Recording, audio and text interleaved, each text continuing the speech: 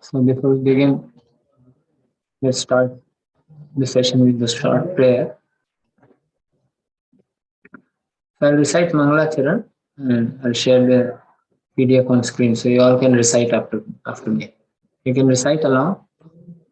It's our tradition to take blessings from Guru and Vaishnavas and Supreme Lord before we begin any discussion.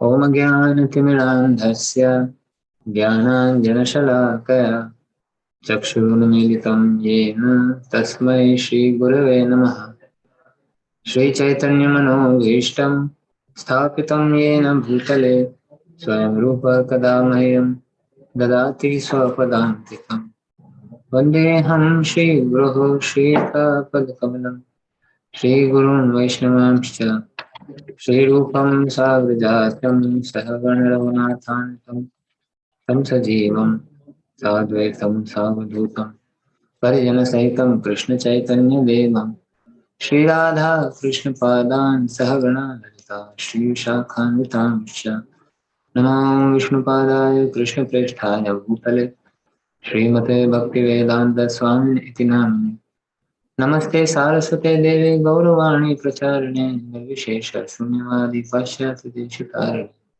Namo Mahavadanyani Krishna Prema Pradayate Krishna Krishna Chaitanya Namne Gaurapishe Namaha He Krishna Karuna Sindhu Dhinbandhu Jagatpate Gopesha Gopika Kanta Radha Kanta Namastate Tapta Kanchana Gaurangi Radhe Vrindavaneshwari Vrishabhanusute Devi Pranamami Haripi Vancha Kalpatarubhyascha Kripa Sindhubhya Evacha Patitanam Pavanebhyo Vaishnavebhyo Namo Jai Shri Krishna Chaitanya Prabhu Nityananda Shri Advaita Gadadhar Sivasadi Gaur Bhaktivinoda Hare Krishna Krishna Krishna Hare Hare Hare Rama Rama Hare Hare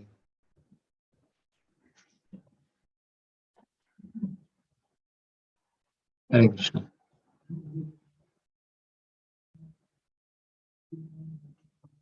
Just a second.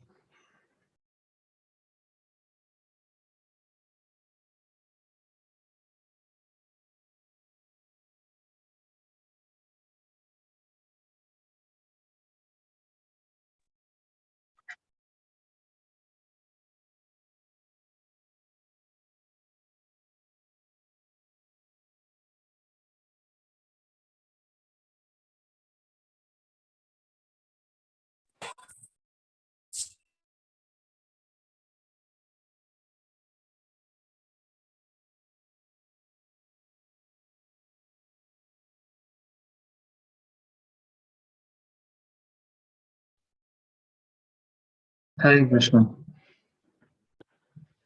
So the topic today is science of faith. It's very important to understand. And very often, spiritualists are targeted by atheists that you all are faithless. I mean, you all have blind faith. So today in this session, we'll be talking about types of faith and how every field demands faith. It's not that science talks about facts only. So it's not that I'm going to discuss about physics and the formulas inside, but we'll just see that how even science demands faith, and keeping faith in something is not wrong. But definitely, faith has different uh, layers, levels. So, on what level we are keeping faith? So today we are going to hear all that. So I have a brief presentation on this. So I'll explain things through that, and in between I'll give certain examples from uh, other presentations also. So you all have to be very attentive. It's a audio visual class. Okay, so how do we go?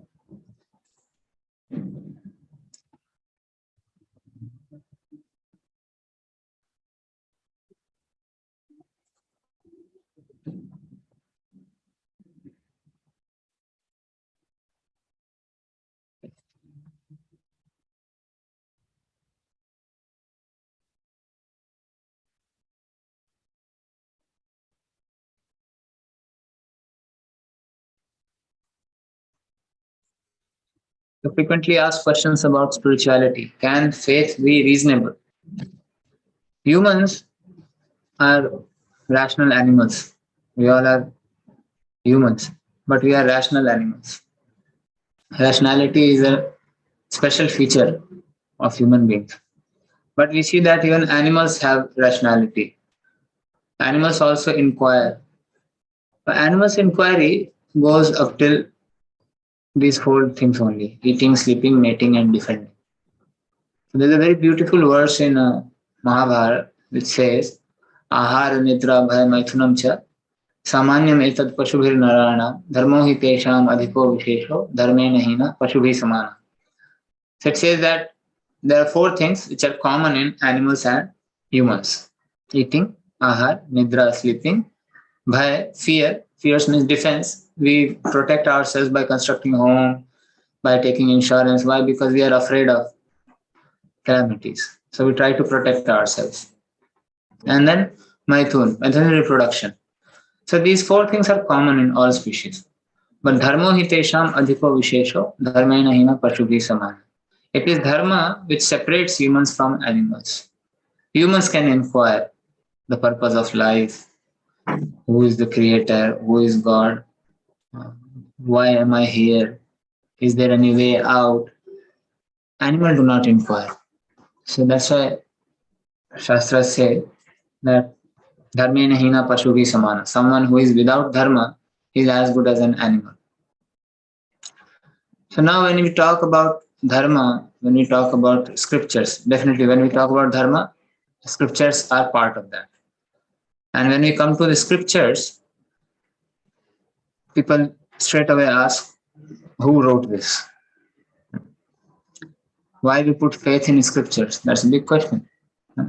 And as a spiritualist, sometimes what spiritualists do, they straight away start criticizing atheism.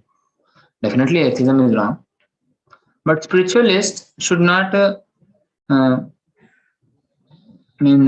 use the term religion or use religion for them for their own agendas without defining what religion is. Now there are different definitions of religion depending upon the tradition, depending upon practitioner, and depending on someone's maturity understanding of shastras. If you ask somebody what is religion, like generally if we ask, okay, let's put this question to all of you. What do you understand by religion? Anyone would like to say? You can raise hands. I can type in the chat box. What do you understand by religion? One or two answers I would like to hear.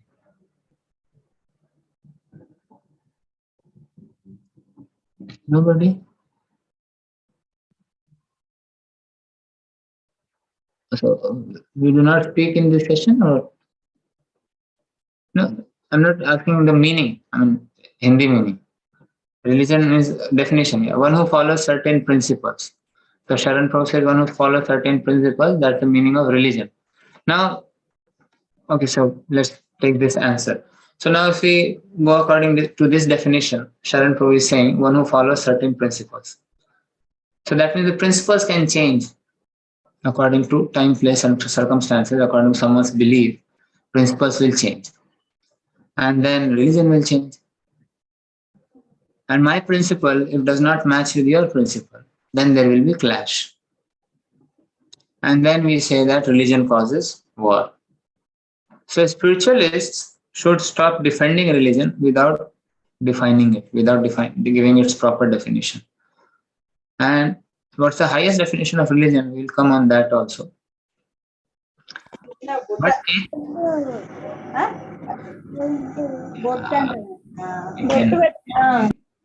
silence, huh? Do not unmute unless very urgent. So there are two things. It's not that because I'm a spiritualist, I'm practicing, so spirituality is all good. Yeah, spirituality is good. Atheism is not good. But we are not saying it blindly.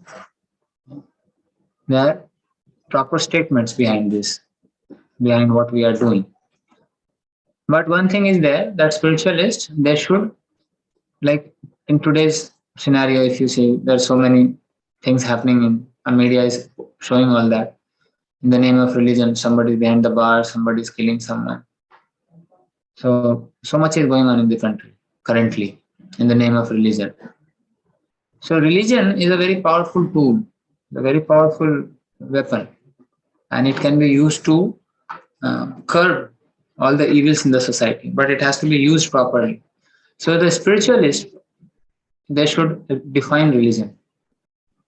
And that's what exactly we are doing at ISKCON, because Bhagavatam gives the best definition of religion. We'll come to that at the end of this session. I'll share what's the definition of religion or absolute truth Bhagavatam gives. But atheists, they are also like escapists without understanding what religion is. Now, all those atheists who are very proud of their material knowledge and they say we believe in science or we don't accept blind faith. Religion means blind faith. They have not given sufficient time and they have not understood things properly. So they are like escapists because they want to escape and continue with their sense gratification. So then it's very easy to say religion means blind faith. You see, so many wars are happening. Muslims are killing Hindus, Hindus are protesting against Muslims, Christians are killing Jews, Jews are fighting against Christians. The religion is cause of war. It's very easy to say that.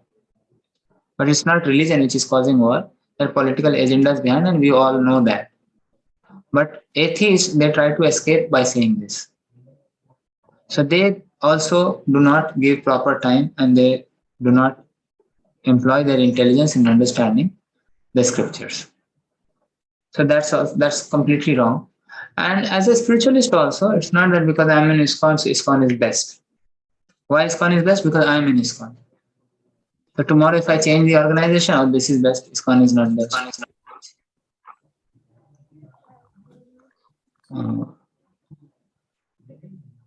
Okay, so if someone wants to speak, you can raise hands.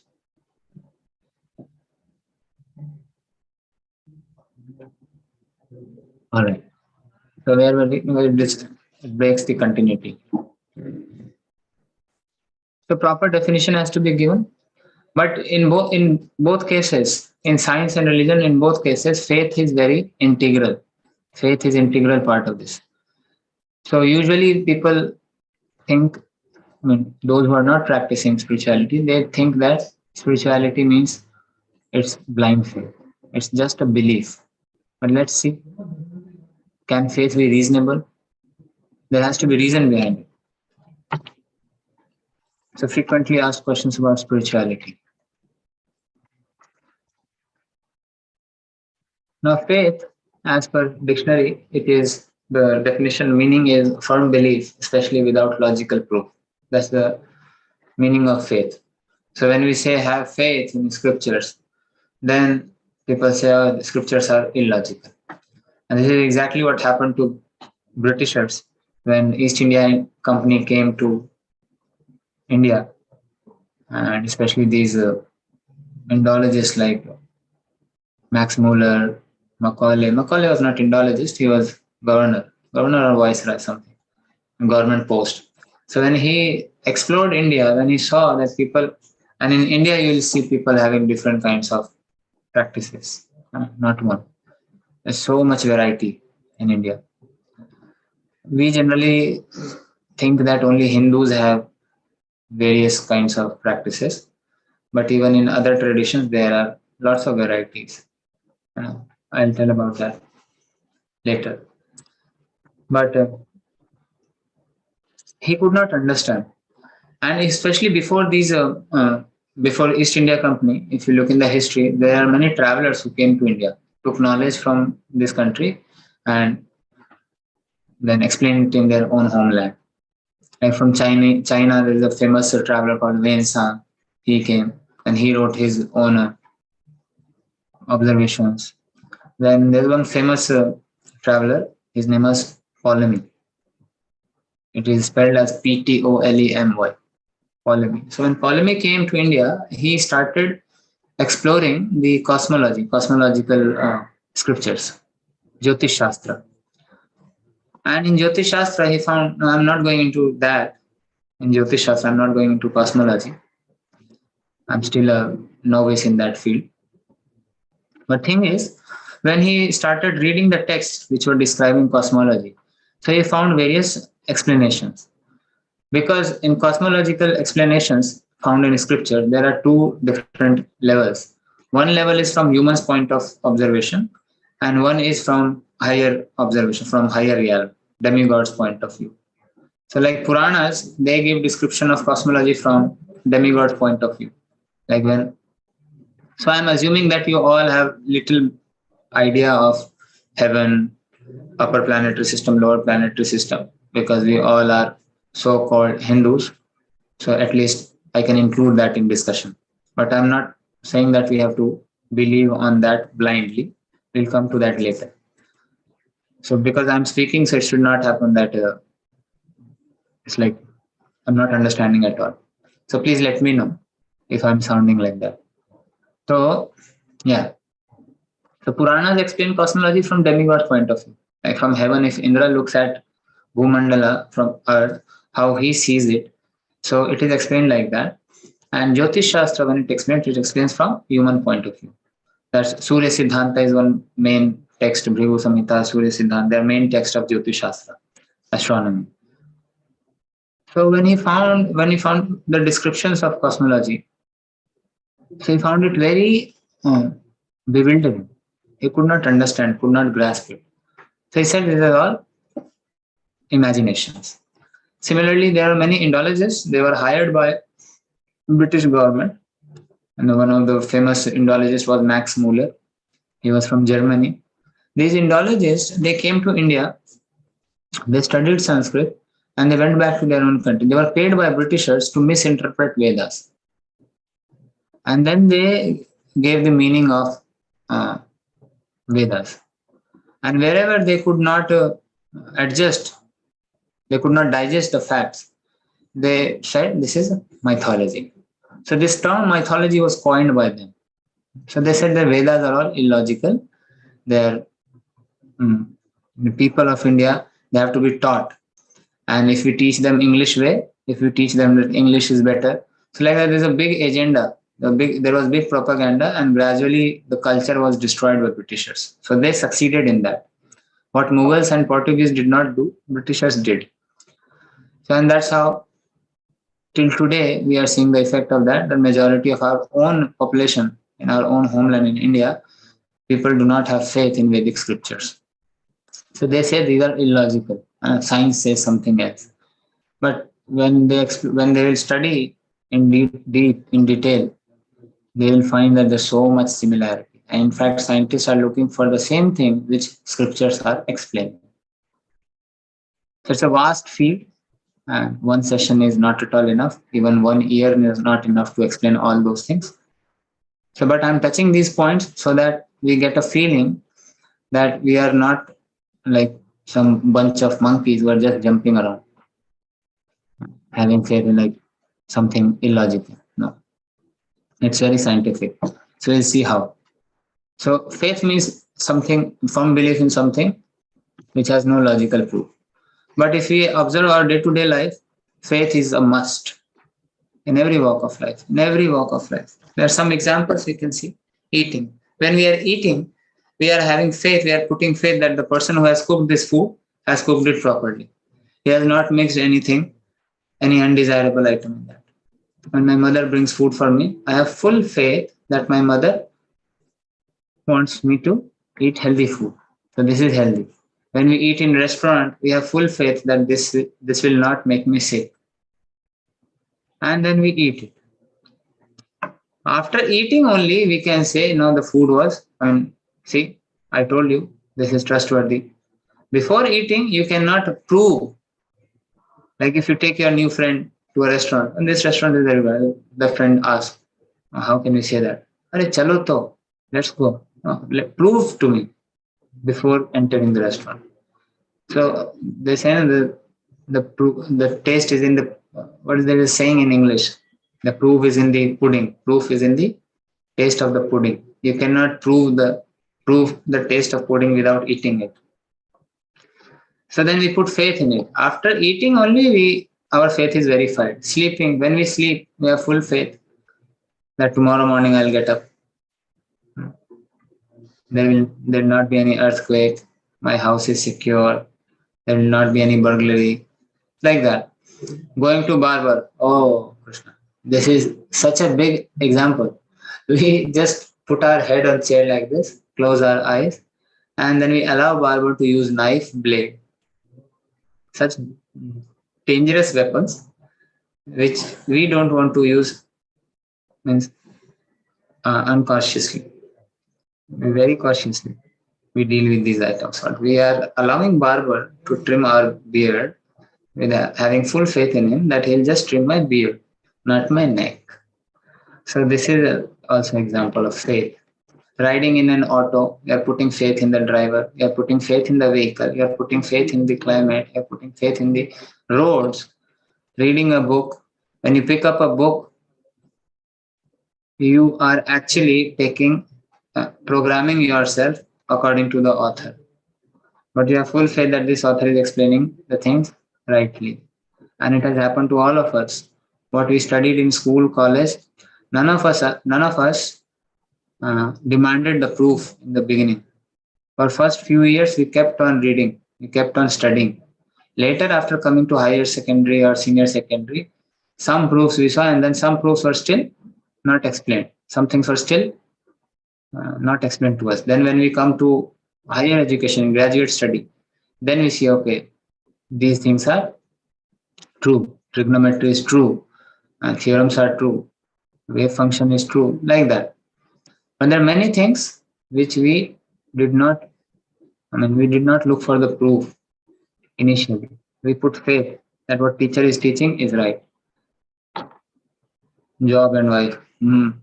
This is another example. This is satire. No guarantee in America about job and wife. So the thing is, this is day-to-day life. Even amidst disaster situations, faith is needed. So many accidents we have seen, it's recorded, but still we ride the train. We have faith that this will take me to the destination without any injury. Disasters keep happening in the world, but still we don't stop working. Why? Because faith. Faith, life begins with faith in mother's milk, it is said. Baby has faith. How baby knows that this is my food? Who tells the baby this is how you have to drink the milk? But he has full faith in mother's milk and he drinks it. So obviously in material world, many times our faith is broken. We put faith in something, but then with time, it does not stand the test of the time. Our faith gets broken, but still we do not stop keeping faith. Main point is that I'm not saying that all faith are good, but point is we cannot begin a step without keeping faith. Faith is essential in every sphere of life, in all spectrums of knowledge, be it science or spirituality. How is that? How in science? People may say, no, science deals with facts, not with faith. Unless I see, I don't believe, and science shows things. How many of you agree with this? You can raise your hand. How many of you agree with this? That science only deals with fact and not with faith. Science does not demand faith. So let's hear from some of scientists. Is seeing believing? I'll show you another presentation. Is seeing believing? We say that unless I see, I will not believe. So it is explained, Sri Madhvacharya explains that there are three pramanas. There are three ways of gaining knowledge. To get any knowledge, there are three ways. One is known as pratyaksha, another is called anumana, and third is called shabda. There are three ways, there are three praman. Praman means proof. There is pratyaksha praman, anuman praman, shabda praman. All kinds of proofs, all kind of knowledge you can put in these three categories. There is no fourth category. You bring any knowledge, it will fit in one of these three categories. Pratyaksha, Anuman, and Shabda. Sometimes Shabda Praman becomes Pratyaksha. Pratyaksha, you all understand? Direct perception by senses. Anuman means I'm thinking. speculating. And Shabda means hearing from reliable source. So sometimes Pratyaksha, Shabda becomes Pratyaksha, Anuman also becomes Pratyaksha. Sometimes it is not Pratyaksha, but because it is heard from reliable source and we uh,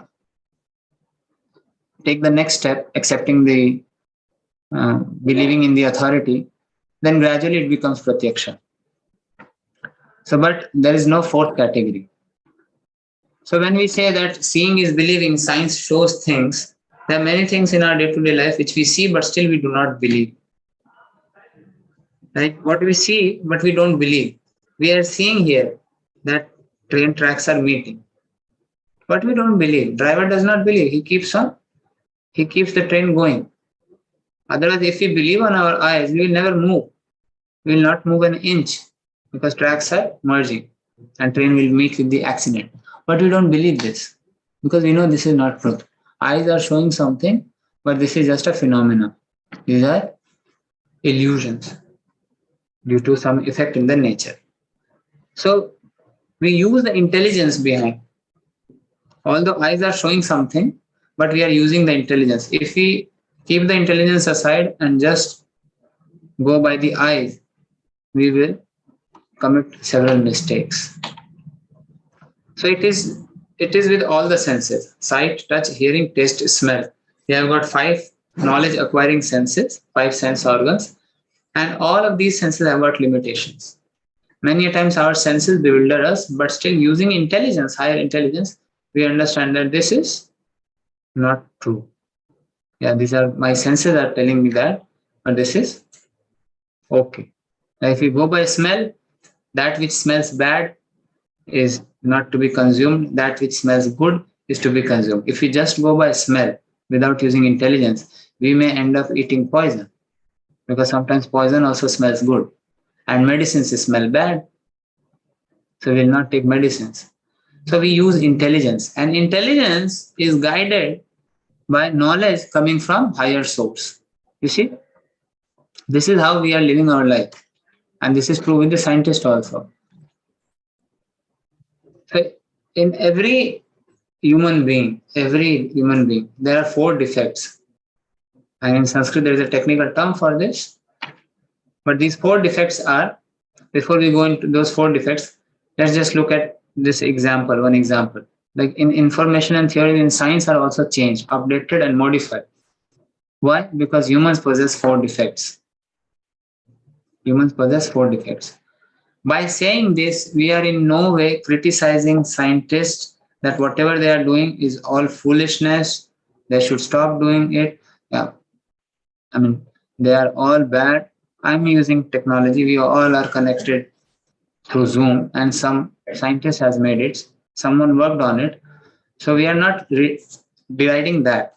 But what we are saying is that even science also, information and theories are also changed, updated, modified, and science also demands it. Our point is that. Like we studied atomic theory in our schools.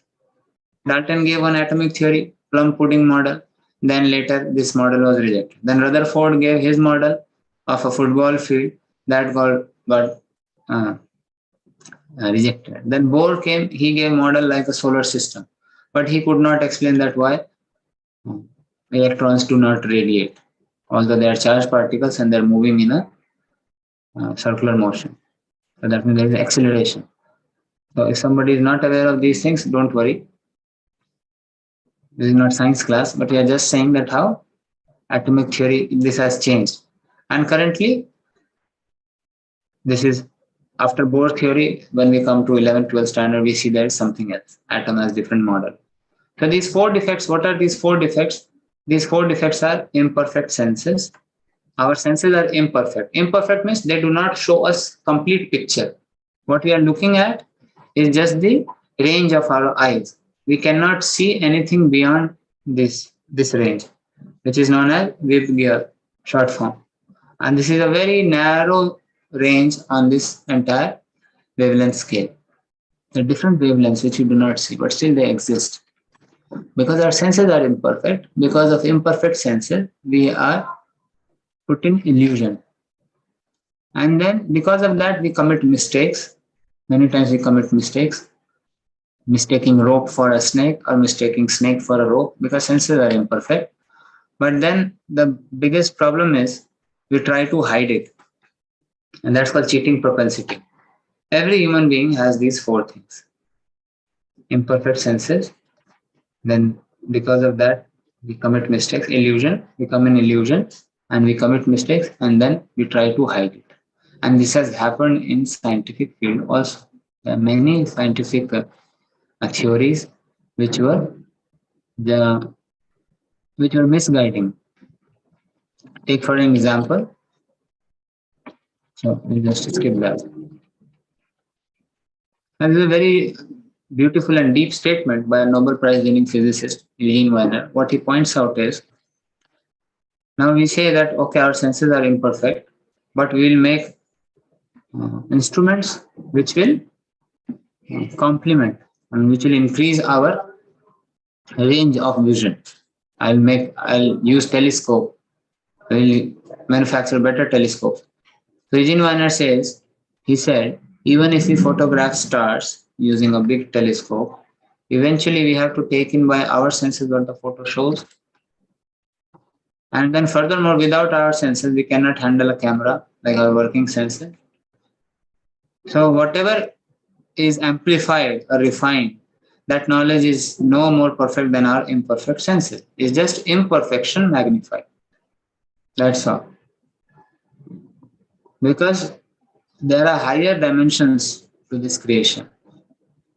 What we are seeing is just three dimensions.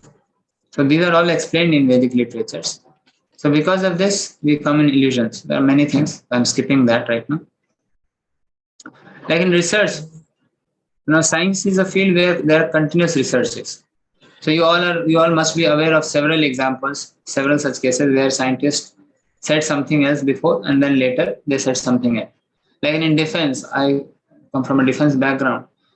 So for making one plane or making one weapon, so much research happens, so much experimentation is done, and many times it is failure. After several failures, then something is accomplished, and then that creates further new problems. Like for making one missile, scientists took so many years. When the missile was complete, its explosion is the missile is now guided. We can launch. We can target a distant object. But then when the missile will explode, it will cause pollution. What is the solution to that? Now that is still unresolved. So what happens in science and technology field, one solution for a problem creates 10 new problems. And Albert Einstein once made a very powerful statement. The intelligence with which we commit mistake is not enough to solve that mistake. It's not enough to solve that mistake. And we can see the consequences of that. The problem which the globe is today, planet is facing, is not because of religion. That's very minor. It's very small. But the major problem in front of us is, okay, so I'm showing all these things, you must be getting diverted. So the major problem of this planet is global warming, pollution, then there's so many things, animal culture, animal agriculture, then rivers are getting dry. So basically all these environmental issues. Religion has not caused these issues. Religion has not caused these issues. Population explosion. Actually, population explosion is a myth. It's not population explosion. It's population unbalance, you can say, misbalance. Where people, there's so much vacant land. We are not using that. Everyone is rushing to cities. That's called population explosion. It is said that during Lord Rama's reign in Treta Yuga, the population was 10 times. Ayodhya's population was 10 times today's population, world's population. It was so. Krishna is mentioned in Bhagavatam that Nanda Maharaj, father of Krishna, he had 9 lakh cows. We don't have 9 lakh cows in our country. and that was in Vrindavan. So he had a big Goshala, and Krishna would tend these 9 lakh cows every day. So it's not the problem of population. I mean, it's actually uh, mismanagement of resources. That's why we see that population exploding. There's so much. You just travel by train to northern part or any part of the country. You'll see so much land, vacant land, unutilized, and you're manufacturing factories here. So all these populations like vehicular pollution, then chemical industry, and pollution coming from industries, and wars, the tension between countries right now, Russia, Ukraine, and then India China tension, the tension at India Pakistan border. The reason is not religion, it's power hungry people. So, but the problem we are facing today, it's because of science only. Or we can say misuse. People can say technology is good, but we misused it. Yeah, but it was not necessary. It was not necessary. It did make our life comfortable, but then it had to be complemented with spiritual science so that people could use it wisely without harming the ecosystem. So, spirituality deals with problems inside, and science tries to deal with problems outside. And science fails, science makes lots of blunder, and it has made lots of blunder. But still, by saying we, I mean generally people, they say that we are scientific, we believe in science. But they're ignoring that so much problem is happening because of this technology only. This has made life simpler, but has it made life simpler? We should really ask ourselves. Is it a simple life that for earning 2 time food, 2 meals a day, for earning 2 meals a day, we have to work 12 hours a day, 8 to 12 hours a day minimum? Has science made life simple? Vedic lifestyle was very simple. Simple living, I think. So, but that's not today's topic. We are talking about faith. Now, in Pratyaksha Pramana, these are defects. Now, in Anuman Praman, what happens? Like this cheating. So, this is another topic. Someday I'll discuss about these 3 ways of gaining knowledge. In Anuman Pramana, one speculates. Like this, we all are aware of this evolution theory. Now, Darwin said in one of his letters, he wrote that I am a firm believer. Now, see, look at the selection of words. I am a firm believer that without speculation, there is no good and original observation. So that means speculation is allowed. After 5 years' work, what 5 years' work? 5 years of speculation. I allowed myself to speculate on the subject and drew up some short notes. He made some sketches, and these I enlarged in 1844 into a sketch of the conclusions, which seemed to me probable. So this is his own belief. Darwin has his own belief. He made sketches. This is how humans have come. He saw monkeys, then he saw apes, then he thought, no, humans have come from monkeys. He made sketches. In one of his such sketches, his account, he says that because he several times he went on voyage, sea journey. So in how beer involved into a monster cell, as per Darwin's speculation. This is not science. He said in North America, the black bear was seen swimming for hours with wide open mouth, thus catching like a whale insects in water. That's how bears catch their prey in water. So even in so extreme a case as this, which case? Which is explained here. Now this case is very extreme, but let's assume that if this is true, what all axioms he is taking? Supply of insects constant, better adapted competitors did not exist in the country. 2 things. I'm just assuming that this was true. Then I can see no difficulty in a race of bears by natural selection. Now this natural selection has no explanation. What do you mean by natural selection? Who is selecting? A natural selection, automatically. Body adapts to the system, and the part which I'm not using, in next generation it will not come. Generation over generation, that part will be gone from your anatomy. So this is another term coined by these evolutionists, which has no explanation. So he's saying by natural selection, the bear will become more and more aquatic in their structure and habits with larger and larger mouths till a creature was produced as monstrous as a whale. Now, if you look at the ecosystem, ocean ecosystem, there are so many varieties of fishes, and whale rarely gets its food. Whale rarely gets its food, and many times it has to remain hungry because it has to eat lots of small fishes. Whale does not kill. There are varieties of whales. Killer whales are other who kill big prey, but these humpback whales, they feed on small insects and urchins, sea urchins. So it's very difficult for them to get food.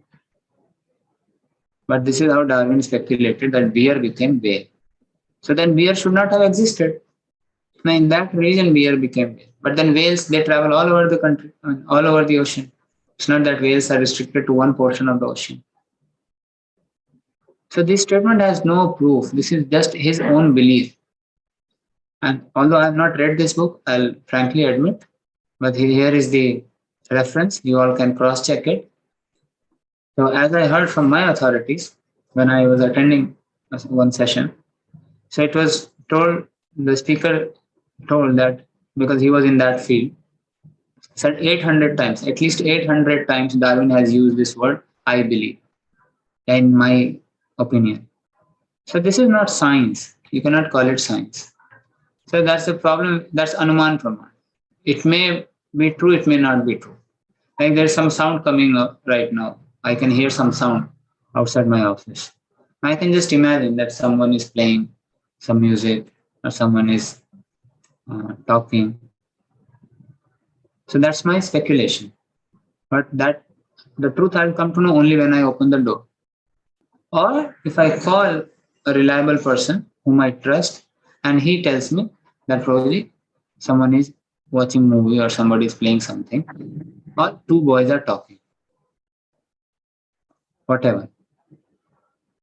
But this Anuman will remain unverified. So that's the problem. Now there are several problems in making researches. There are several examples. So I'm skipping all this. I'm taking all of you to Shabda Praman. But because this is related with faith. Now Shabda Praman is third way of gaining knowledge, where you gain knowledge by hearing from superiors who are reliable. And even Krishna says that this knowledge, scriptural knowledge, is received in parampara. Evam parampara praptam imam rajarshayo vidu. Like a child, how can he know who his father is? Either he can go for genetic fingerprint, which will take several years if you take the male population and assume that one of this will be my father. So that genetic fingerprint will take so many years. But the simplest thing is ask your mother. You just ask our mother. None of us present here have taken this approach, genetic fingerprint, which is inductive knowledge. I'll myself conduct the experiment and come to know the truth. We all have gone through this approach, deductive approach. It has been given to us from authority. So coming back to this discussion of faith, so science demands faith. So we saw the examples of this. So what we don't see, still they exist. We don't see our mind, we don't see our intelligence. Now when we'll talk about science of soul, in that session it will come in detail. But I'm just touching that point. Scientists, they say that all this mind, intellect, actually this is all function of brain. Brain is hardware and neurons are there and electrical signals are there. So this is thinking. But there were cases like near-death experiences, out-of-body experiences, where the brain was completely drained of blood. There was no blood, there was no brain wave on the screen. And yet the patient, when he came to the senses, he explained things as they were. And the patient said, I was observing myself from the above, from the ceiling. I was flying above and I was observing. This is called, this is in medical science, it is known as out of body experiences. There are many such cases recorded in medical history, but because it has no proof from material medical science, that's why it has not been uh, explained to or even shown to us. But Vedas, scriptures have proper explanation to that, why out of body experience happens. So faculty of eyes in itself is insufficient. So science also demands faith. How? Let's hear from some of the scientists. Gerard Hooft, who was in 1999, he won Nobel Prize. He said that we are trying to uncover more of that. What is that? The universality of our scientific theories. It is our belief that there is more. So it's not that when they propose a thesis, hypothesis, it's called hypothesis, imagination. And then they start experimenting on it. If the experiment is going as per their understanding, as per what they are expecting, they continue with that experiment. If it goes against that, then they stop the experiment. But at all the steps of their exploration, they put their faith. They believe that the system will work as we are thinking. We are making satellites, we are sending them in space because we have full faith that planet Earth will revolve around the sun according to this equation only. Kepler law of motion we studied in our schools. Now Kepler did not make planets float. Planets are already floating, and they're moving following a certain equation. He discovered that. Newton discovered gravity. Newton did not invent gravity. But whatever experiments they are conducting, because the original system is following the law, I am making my secondary equipment called a satellite or flight or rockets because I know that nature will not change its principle. I have full faith in that. And so far, nature has not violated that. Nature has not broken my faith. The value of gravity constant has not changed. If it changes by even a point, all our calculations will change. All the satellites will fall down. Nature is not. So if my secondary equipment requires so much intelligence, how can I say that nature is working automatically? Isn't that illogical? Tell me. What I am manufacturing, what I am innovating, that's science. That's logical. But I'm seeing that nature is working in such harmonious, there's so much harmony in nature. Then, and there's a separate session on that. We take, can a scientist believe in God? There's so many things, but it cannot be covered here. We are talking about faith. Even in science, there are so many truths, so many incomprehensible truths in science, which has no proof. Max Planck said, over the entrance to the temple of science are written the words, you must have faith. It's not that scientists don't demand faith. Some theories even assume blind faith. We already discussed about Darwin's theory of evolution, and this is blind faith. There's no proof at all. This cannot be experimented also. Big Bang theory. All of us were taught in school how universe came into existence, Big Bang. It exploded. What exploded? An infinitesimal point which had infinite density, infinite energy, infinite mass. And then suddenly it exploded. Why it exploded? No answer. Why infinitesimal point can have infinite energy? No explanation. So that means you cannot conduct any experiment to verify this. So that's blind faith. And Britannica Encyclopedia says that, and it's not just one theory, there's many other theories also. Somehow this became popular and it came in our syllabus. So we only know about this Big Bang theory. But there are several other parallel theories on creation of universe, which scientists are speculating upon. None of the theories have won general acceptance, and all of them involve highly improbable assumptions. That's what Encyclopedia says, Britannica Encyclopedia. And Darwin himself accepted this. He agreed to suppose that the eye could have been formed by evolution because this one organ is so complex.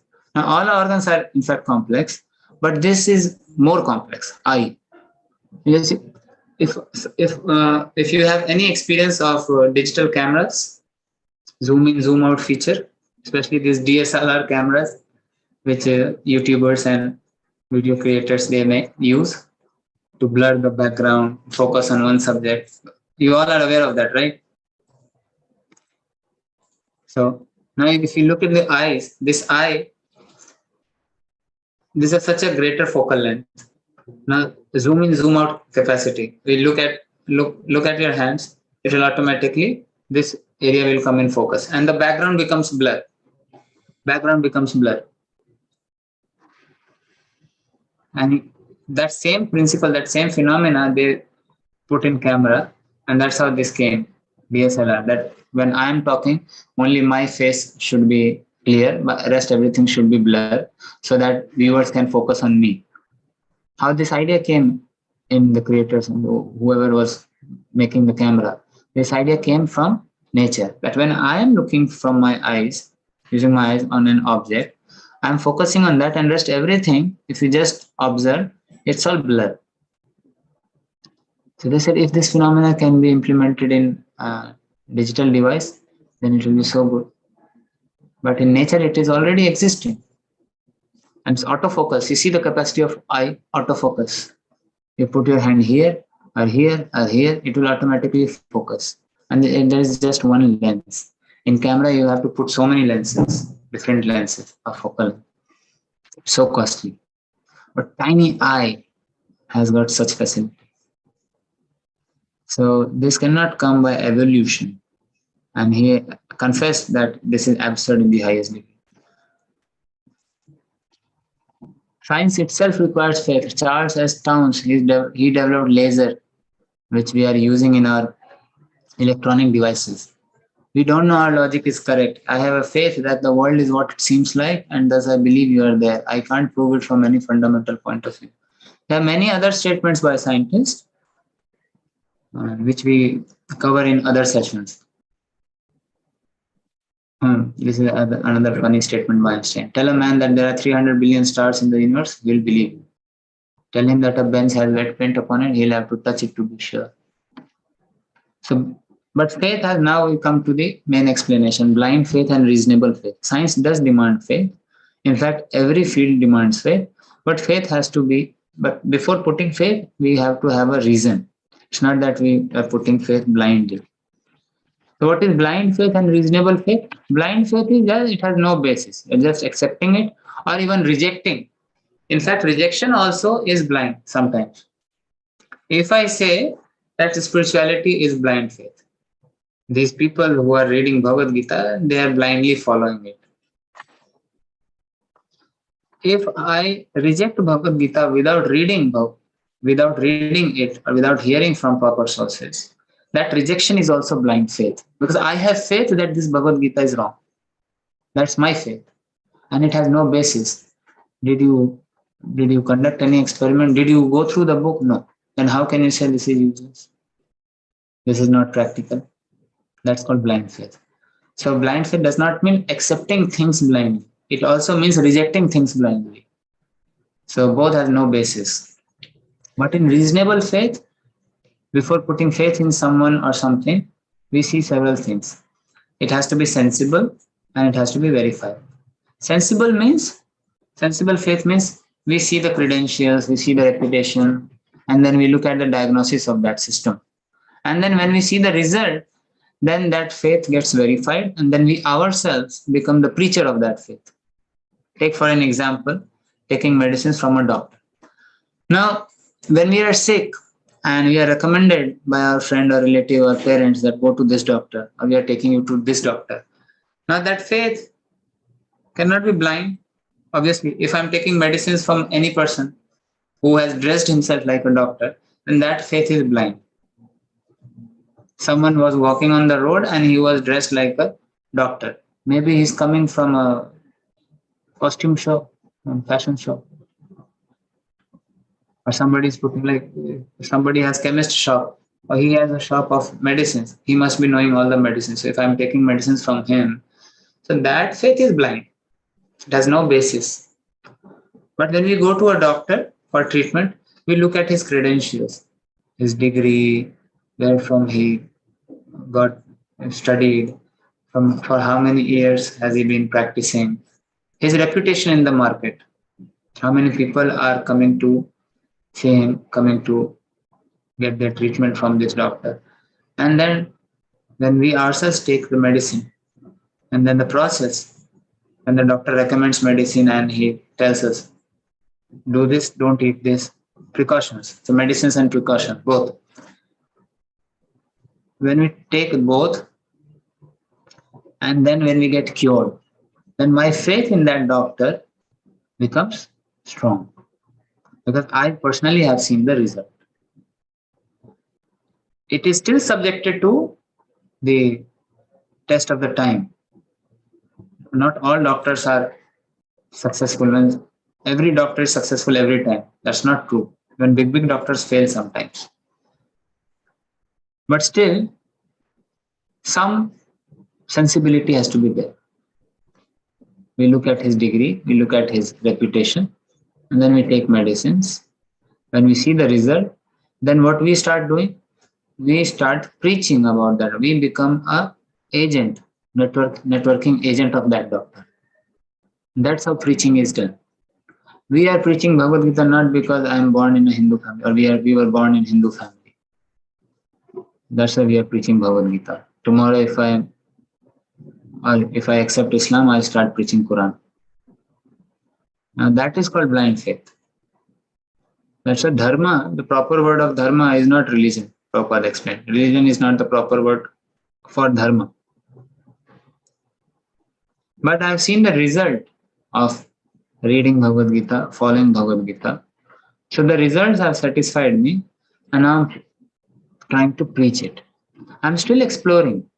It's not that I know all the scriptures. I know complete Bhagavad Gita. I've realized every word of Bhagavad Gita. I'm still exploring. But so far, whatever I have studied, whatever I have practiced has given me positive results. So I have become a carrier of the message and preacher of the message. That's how this world works. Mukesh Ambani, he did not spend a single rupee on network marketing for advertisement of his SIM, Jio. He just made it free. Internet free, SIM card free, calling unlimited, everything free. People started using it. Through word of mouth, it is spread. It spread through word of mouth. In 6 months, he conquered the market. And then he launched his plan. Now the SIMs will not come for free. You have to pay. By that time, all the companies were doomed. Airtel also increased its plan. Everyone moved on 4G. CDMA was gone. Anil Ambani to gaya. He became a pauper. He thought he took CDMA. He thought I'll take telecom. So I'll become, when the partition was happening, he took telecom because that was booming sector. But then 2G came, CDMA was flop. After 2G, 3G, 4G, and Ambani was visionary. He put everything. He invested so much money in 4G technology. And that's how today, and now we are suffering because of that. The plan which were, day by day, the plans are becoming costly. And I used to recharge my mobile. I used to take a recharge of 149 per month, which was giving me 1 GB data per day for 28 days. Now that plan cost me today 209 rupees. No option. So in the material world, our faith is misused when people exploit our faith in material world. It's not that in spirituality only exploitation happens. There is so many babas, so many fake gurus there, and they exploited people. No, they were not gurus at all. Those who got exploited, it's their fault also. Why they did not inquire? When we get our kids admitted in a school, we inquire so much about the credentials of the school. We go visit the school, talk to the teachers, ask our neighbors, look at the prospectus, so many things we do. And then we decide, okay, I'll put my kid in this school. And that also we regularly keep on checking whether studies are going nicely, whether teachers are teaching properly. If any point of time People feel that this school is not good, they change the school. Why we do not do that with spirituality? So those who did not do it, their blind faith was exploited. So it's not that it was because of dharma, it was because of misunderstanding or no understanding of dharma that they got exploited. But faith in scriptures, faith in spirituality has a reason. It is reasonable faith. And when you see the result, it becomes verified. It becomes verified faith. Then you yourself become preacher. Let's look at some examples and then how faith on spirituality is reasonable. Now, any system sensible in this environment, there is a symbiosis. Plants take CO2, they release oxygen. The rainfall system, this is symbiotic. Input of one system becomes output of another system, or output of one system becomes input of another system.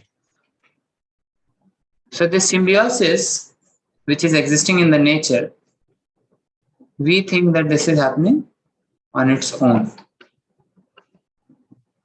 But any intelligent design points to an intelligent designer. You agree with this? Now, when I see a plane flying in the sky, like here we have an example. When I see a plane flying in the sky, this is a very intricate, very complex structure. But those who are intelligent, a small kid who has no knowledge, he may say it is flying on its own, automatic. But we know there is a pilot sitting inside. He's controlling, maneuvering everything. And then there's an air traffic control team, whole lot of team who are guiding the plane. So it's not moving automatically. It is appearing to a small kid who has no knowledge. Similarly, in nature, this complex system, rainfall system or the symbiotic factory, they are not automatic. They point to an intelligent designer. Nature is not working automatically.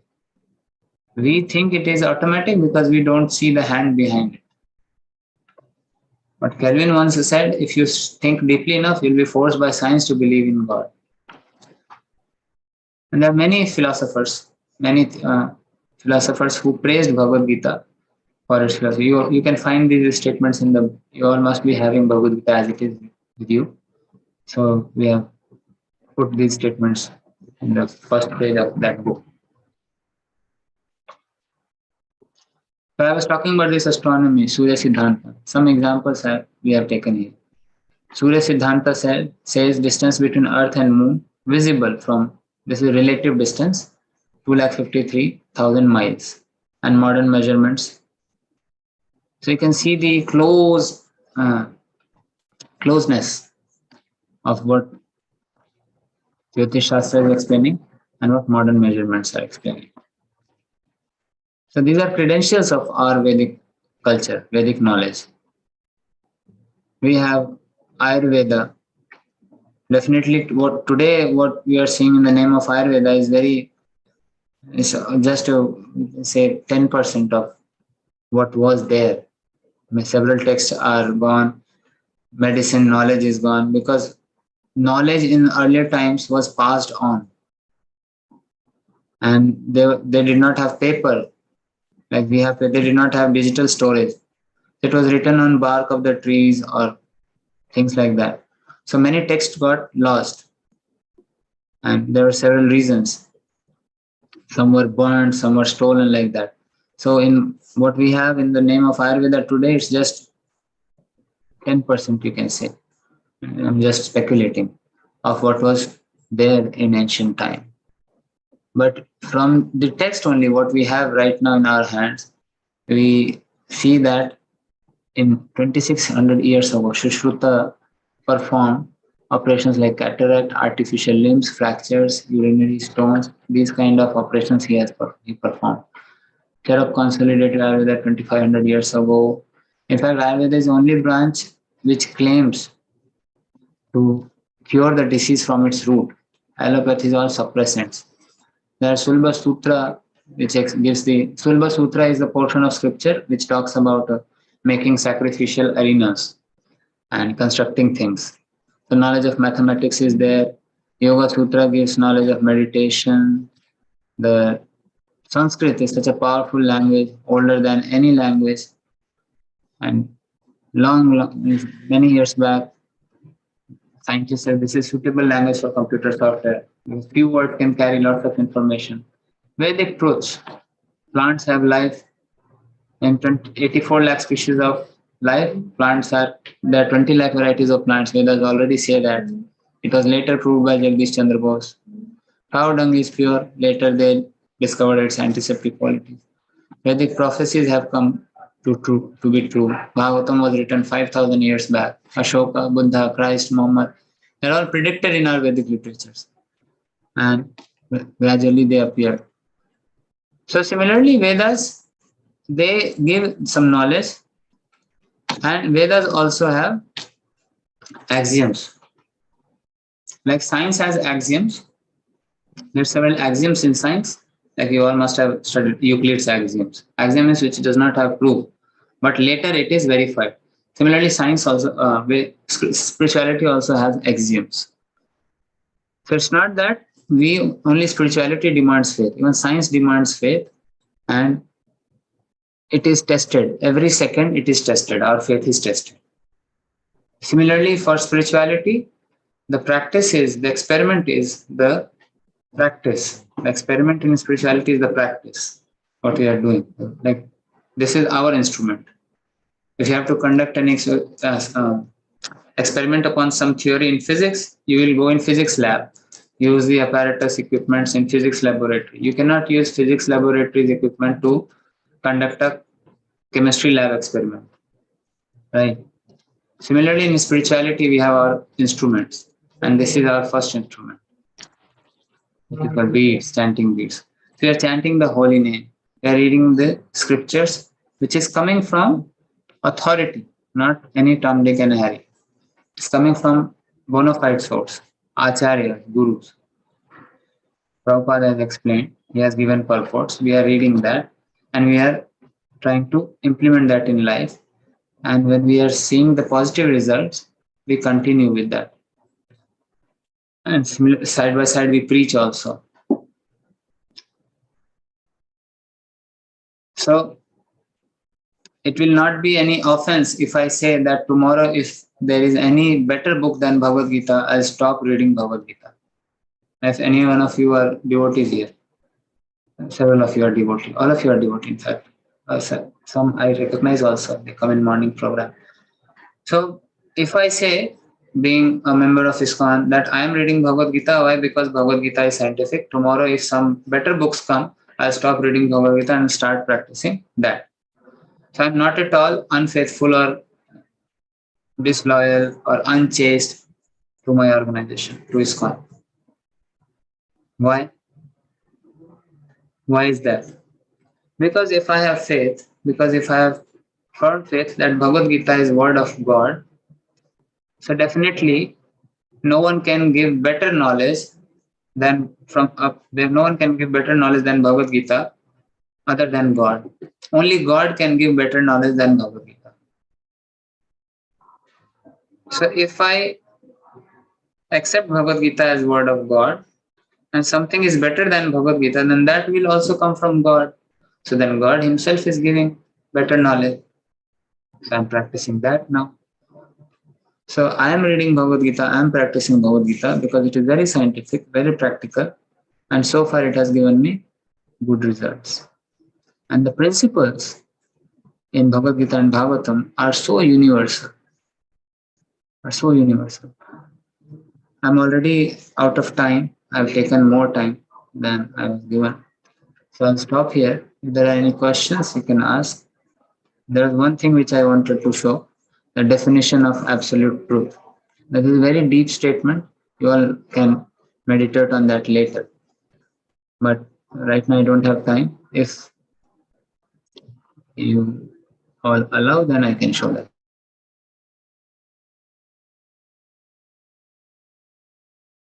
Meanwhile, I'll open that definition.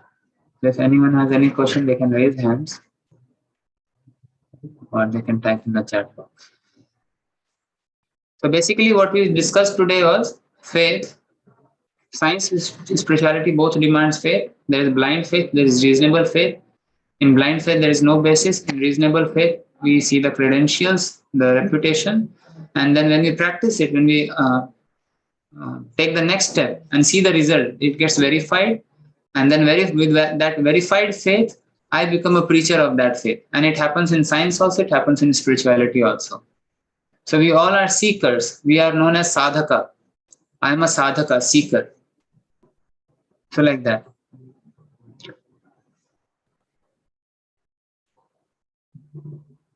Okay, the question is, Sushant is asking, if Sanskrit is suitable language, why it is not in use for computer language?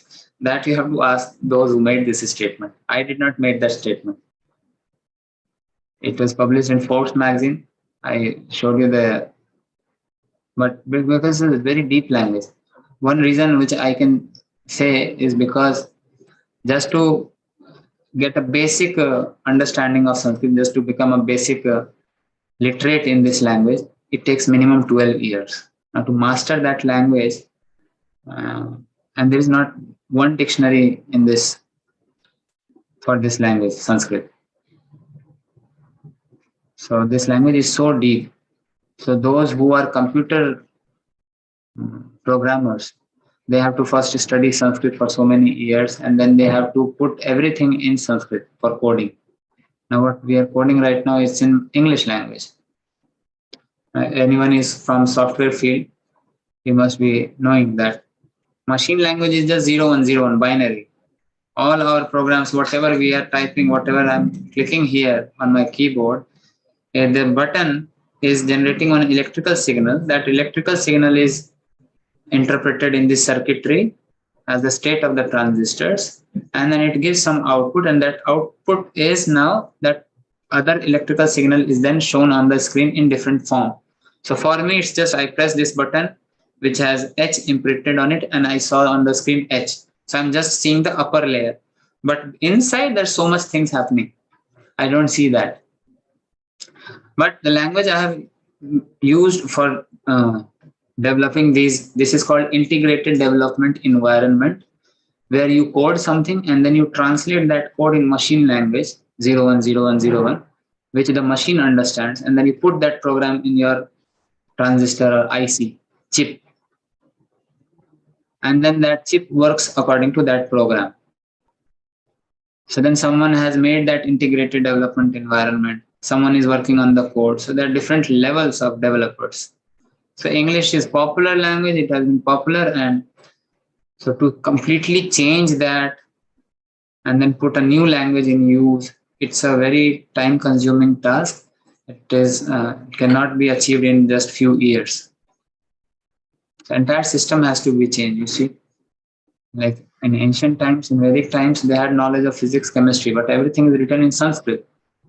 So if we get those texts today, so first of all, we have to have understanding of Sanskrit language. And that too, so many words. It has such a vast vocabulary. And then one word can have different meanings based on the context. That's called nirukti. Nirukti is known as etymology, which you say. One word can have different meanings depending on the context. Like there is one shloka in Bhagavad Gita, Bandhuratmatmanastasya yenatmevatmanajita anatmanastu shatrupte vartitatmeva shatruva. 6 times Atma Shabd comes in this shloka. Atma also means body, Atma also means mind, Atma also means intelligence, and it also means soul. Now, which Atma will be interpreted as body, which Atma has to be interpreted as soul, that depends on the understanding of the context. So language is such a powerful tool. See? It's not so easy. They said it. At least they have agreed, they have accepted that Sanskrit is such a deep language that it is best for artificial intelligence. But to put it in, to implement it, to use it, all of these software engineers they have to leave their coding and they have to first educate themselves in this language, Sanskrit, and that too deeply. And then how to use it. Sutras, like Vedanta Sutra, there is Vedanta Sutra. They're small aphorisms. But that aphorism contains so much knowledge. Janmadi asya yataha. A small phrase. Janma Adi. What is Adi? Janma means creation. Adi means destruction and maintenance. Janma Adi asya yataha. Everything comes from him. Who is this Asya? The creator. Who is that creator? The attributes of creator. How does creation happen? How is maintenance? How is maintenance done? How destruction takes place? Now this is whole detailed description, which is described in commentaries, Bhagavatam and other Puranas. So just one word, Janmari Asyata, these three words contain so much information, which is later taken out from this. And that's called Sutra, formula. So for computer language, now you can understand the difficulty level. So at least they have accepted. It may not come true also, that in future they will start using Sanskrit. Don't expect that. We should not daydream. And it's not that unless and until scientists say that Sanskrit is powerful, I'll believe. No. Einstein, whether Einstein believes in God or does not believe, I am least bothered about that. I have my own senses now. We don't follow scientists blindly. We also have got intelligence. If I don't justify that, how will I live?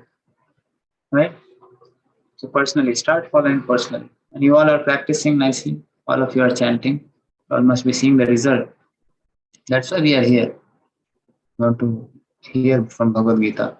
So today I did not discuss anything from Bhagavad Gita, but I touched this faith, the concept of faith, that faithology. This is a deep science. Every field demands faith, and to put faith in scriptures, that's not wrong.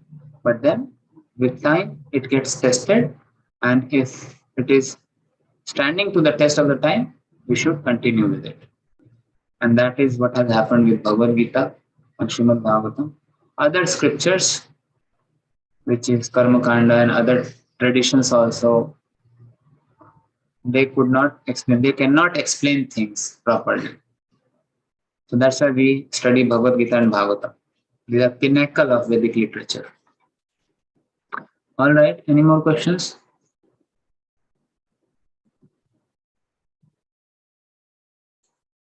Any other question?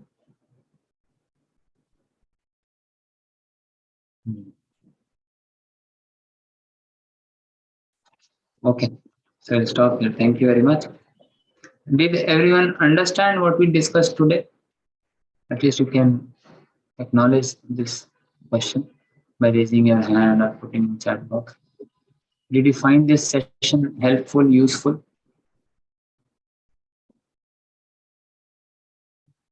I would love to hear from everyone, at least a signal.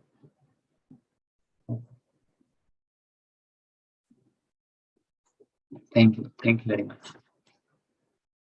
Hare Krishna. So yeah, so this definition of absolute truth, definition of God or whatever you call it. If you want to see the highest definition, read the first shloka of Srimad Bhagavatam. The absolute truth is reality distinguished from illusion. Powerful statement. That itself is a big topic. That one shloka can take several hours of discussion. Srila Bhaktisiddhanta Saraswati Thakur lectured on this first shloka for 3 months in Dhaka. So you can just imagine, just understand the depthness of this shloka. Okay, thank you very much. Hare Krishna. Hare Krishna. Indeed, the session was very, very useful. Thank you, Adhokshaja Krishna. Thank you everyone for joining. We will thank Adhokshaja Krishna by chanting Hare Krishna Mahamantra. Hare Krishna, Krishna Krishna, Hare Hare, Hare Rama, Rama Rama, Hare Hare. Thank you, Adhokshaja Krishna, and we request you to please join us in more sessions in the coming times. Thank you so much. Thanks everyone. Hare Krishna.